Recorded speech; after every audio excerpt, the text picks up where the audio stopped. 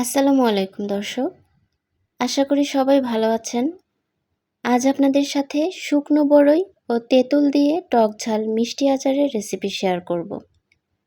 বাজারের কেনা অস্বাস্থ্যকর আচার না খেয়ে বাসায় স্বাস্থ্যকর উপায়ে বানিয়ে নিতে পারেন মজাদার এই আচারটি। আমি এখানে হাফ কেজি শুকনো বড়ই নিয়েছি। বড়ইয়ে প্রচুর ময়লা থাকে, তাই হাত দিয়ে কচলিয়ে ধুয়ে নিতে হবে। আমি পরিষ্কার পানি দিয়ে এভাবে কচলিয়ে ধুয়ে নিচ্ছি। দেখুন প্রথমবার ধুয়ে নেওয়ার পর কতটা ময়লা পানি বের হয়েছে। আমি আরও কয়েকবার ধুয়ে নিয়েছি। ধুয়ে নেওয়া হয়ে গেলে গরম পানিতে বড়ইগুলো ভিজিয়ে রাখবো 2 ঘন্টার জন্য। তাতে এগুলো বেশ নরম হয়ে যাবে।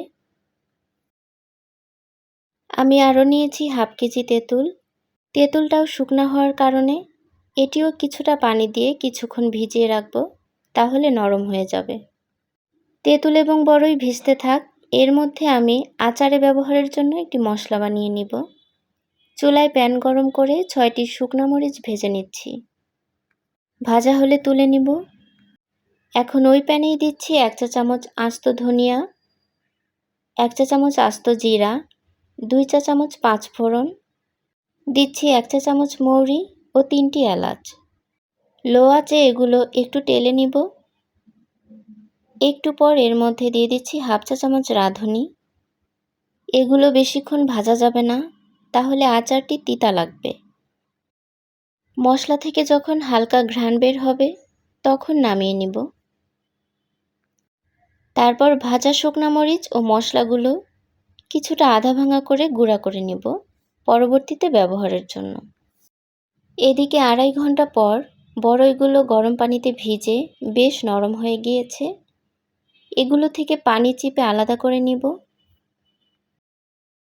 বড়ইগুলো একটি বাটিতে নিয়ে নিচ্ছি।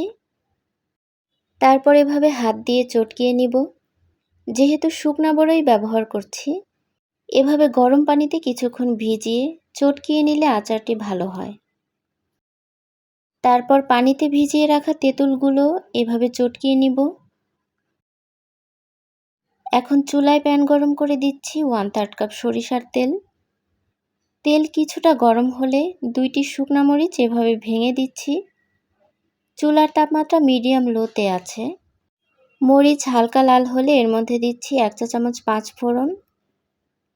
পাঁচফোড়ন 10 সেকেন্ডের মতো নাড়া দিয়ে এর মধ্যে দিচ্ছি 1 টেবিল চামচ রসুন কুচি। তারপর দিচ্ছি 2 টুকরা দারচিনি ও একটি তেজপাতা। রসুনটা যখন এরকম গোল্ডেন কালার হবে এবং সুন্দর একটি ঘ্রাণ পাওয়া যাবে, তখন এর মধ্যে একে একে চটকিয়ে রাখা তেঁতুল এবং বড়ইগুলো দিয়ে দিব। প্রথমে তেঁতুলটা দিয়ে একটু নেড়ে দিচ্ছি, তারপর বড়ই দিয়ে দিব। স্প্যাচুলা দিয়ে একটু উলটপালট করে নিচ্ছি। এখন এর মধ্যে 1 চা চামচ হলুদের গুঁড়া ও 2 চা চামচ শুকনো মরিচের গুঁড়া দিয়ে দিব।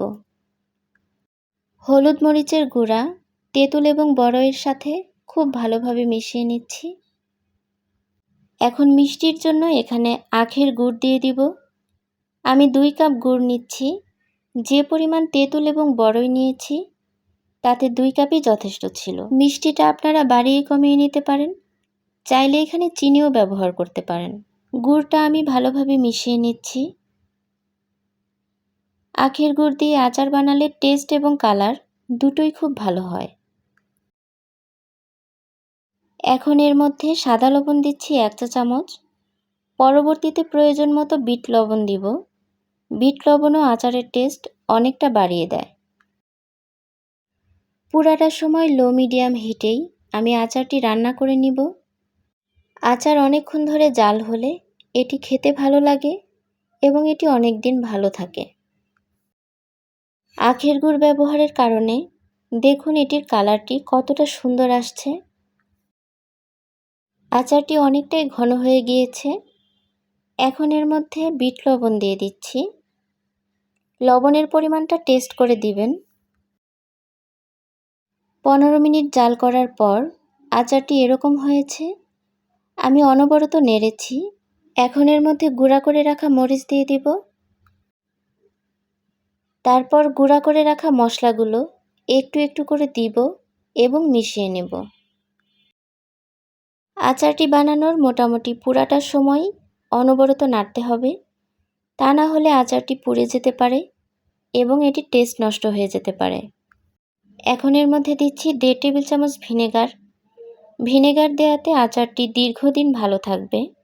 প্রিয় দর্শক, যারা আমার চ্যানেলে নতুন আছেন, আমার রেসিপিগুলো ভালো লাগলে চ্যানেলটিকে সাবস্ক্রাইব করে পাশে থাকবেন। আচারটি হয়ে গিয়েছে, ঘনত্বটা ঠিক এরকম হবে। আমি মোট 25 মিনিটের মতো জাল করেছি। চুলা থেকে নামিয়ে ঠান্ডা করে নিব। ঠান্ডা হওয়ার পর এটি আরও কিছুটা ঘন হয়ে গিয়েছে। প্রিয় দর্শক, আশা করি আমার আজকের রেসিপিটি ভালো লেগেছে। ভালো লাগলে একটি লাইক দিয়ে শেয়ার করে দিবেন। সবার সুস্থতা কামনা করে আজ বিদায় নিচ্ছি। আল্লাহ হাফেজ।